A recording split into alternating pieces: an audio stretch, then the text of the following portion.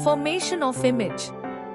When the rays of light diverging from a point after reflection or refraction either actually meet at some other point or appear to meet at some other point, then the point is called image of the object.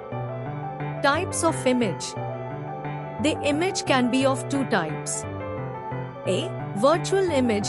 The image which cannot be obtained on a screen is called virtual image.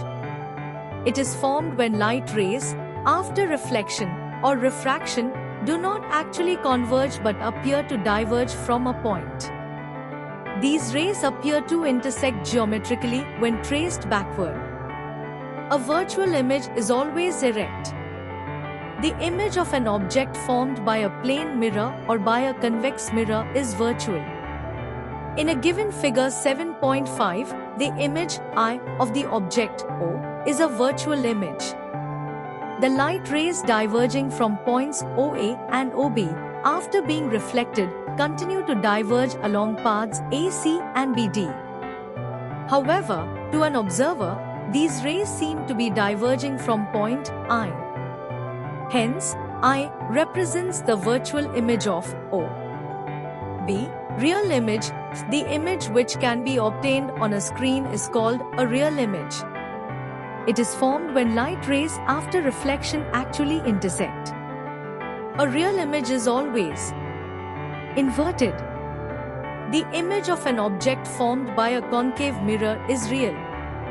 In figure 7.6, the ray of light diverging from point A, after reflection from the concave mirror, actually converge at the point A1. Thus, A1 is the real image of the point.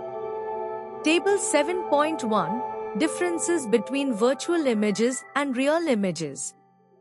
Characteristics. Virtual image, real image. Formation. Formed by the apparent intersection of light rays when extended backward.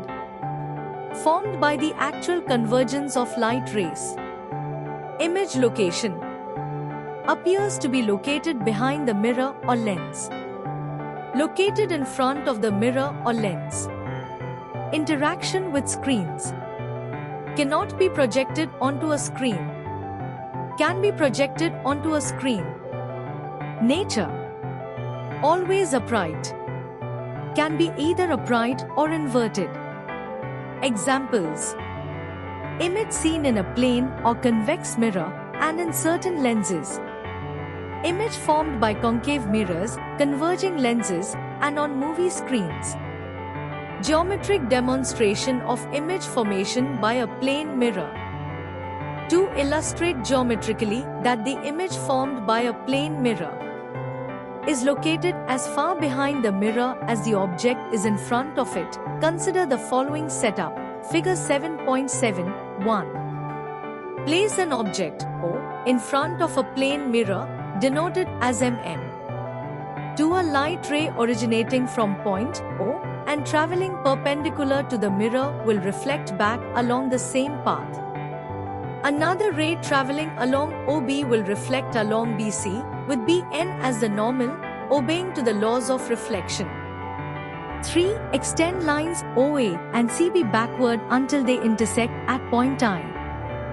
This point I is the image of O. 4. We have to prove that OA is equal to IA.